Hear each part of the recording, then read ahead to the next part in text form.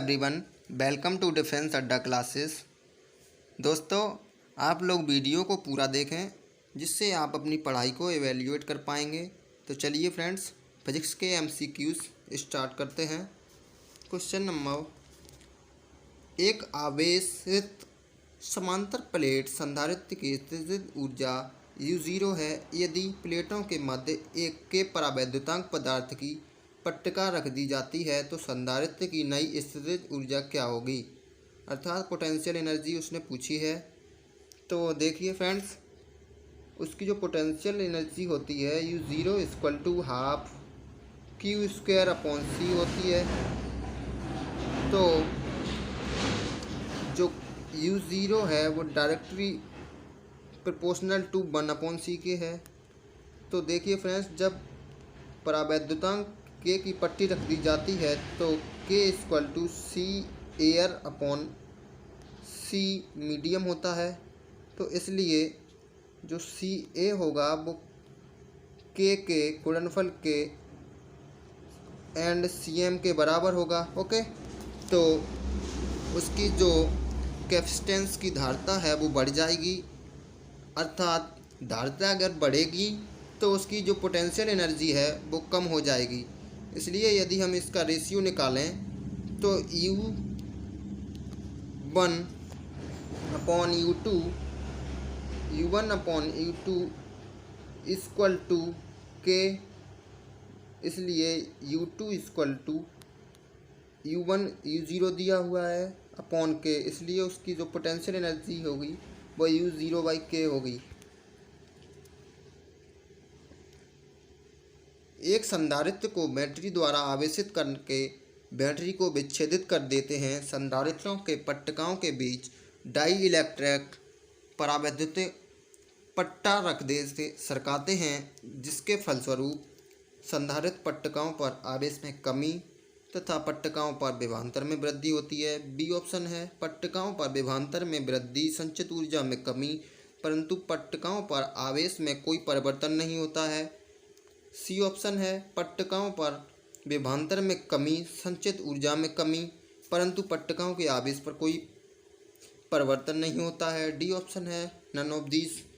तो जब हम बैटरी हटा लेते हैं तो जो उसका चार्ज है वो तो कांस्टेंट रहेगा, इसलिए जो Q है वो तो कांस्टेंट हो जाएगा।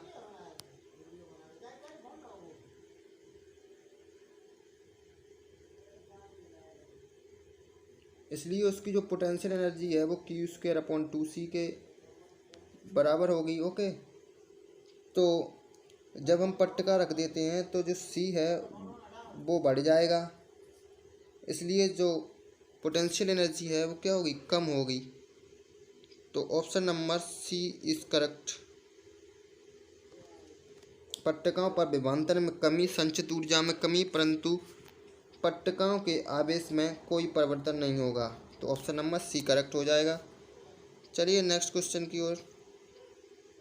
यदि पृथ्वी का पृष्ठीय क्षेत्रफल A तथा आयतन B है तब पृथ्वी की धारिता का मान होगा। तो आप जानते हैं पृथ्वी एक गोलीय चालक की भांति व्यवहार करेगा। तो C equal to 4πε0 into R। इसलिए जो उसका आयतन होगा 4/3πr³ एंड उसका जो क्षेत्रफल है वो 4πr² होगा।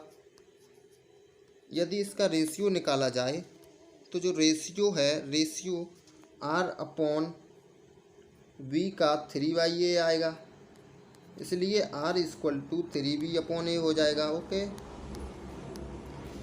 तो उसकी जो धारिता होगी अर्थात C, उसमें वैल्यू रख देंगे तो C equal to 12, 3 × 4 that is 12πε0 और R की जो वैल्यू निकाली थी V/A वो रख देंगे। तो आंसर नंबर C करेक्ट हो जाएगा। चलिए नेक्स्ट क्वेश्चन की ओर।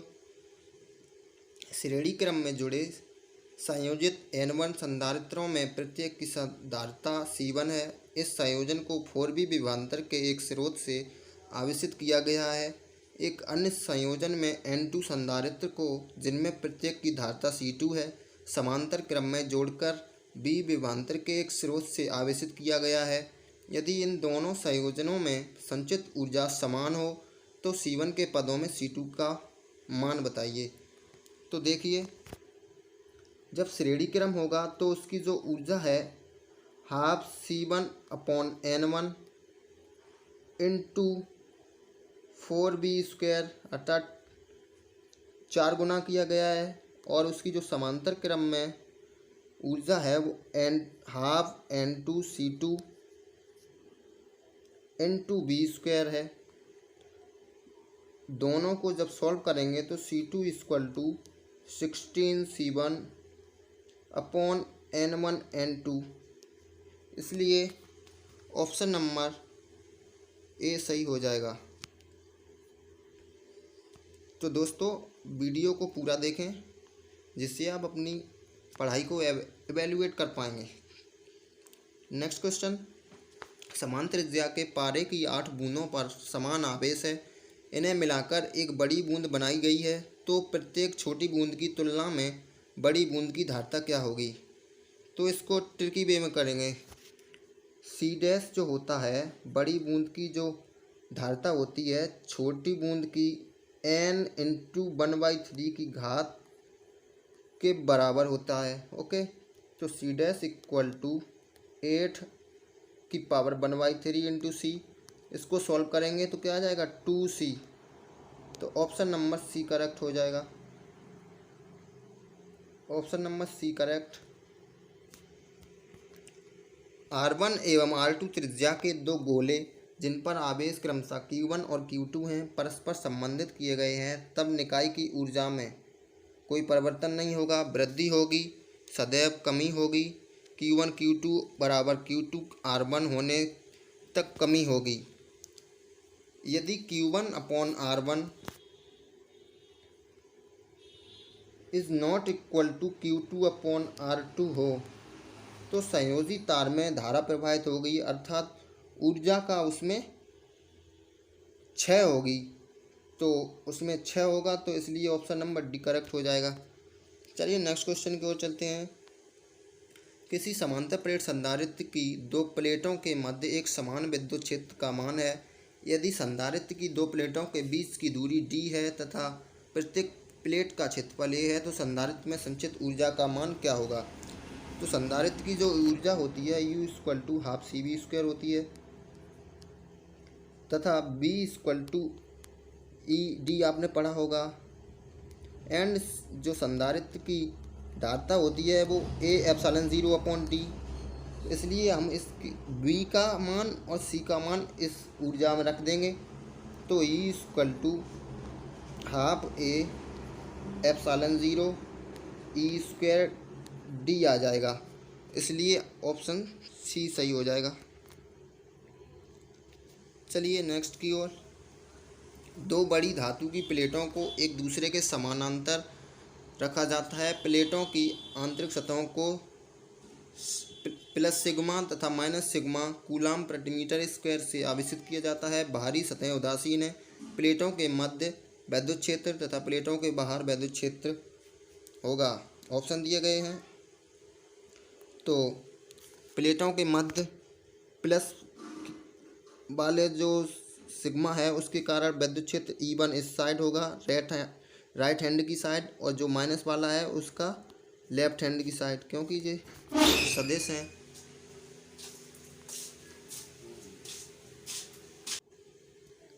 मैं ऐसा क्यों कर रहा हूँ, क्योंकि आप जानते हैं कि जो वैद्युत क्षेत्र है वो एक सदिश राशि है, इसलिए उसकी दिशा देखनी पड़ेगी।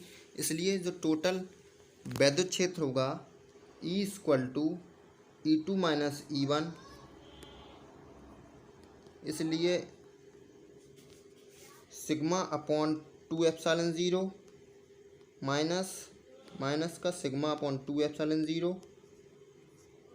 तो इसकी जो वैल्यू आएगी वो σ/ε0 आ जाएगी। E = σ/ε0।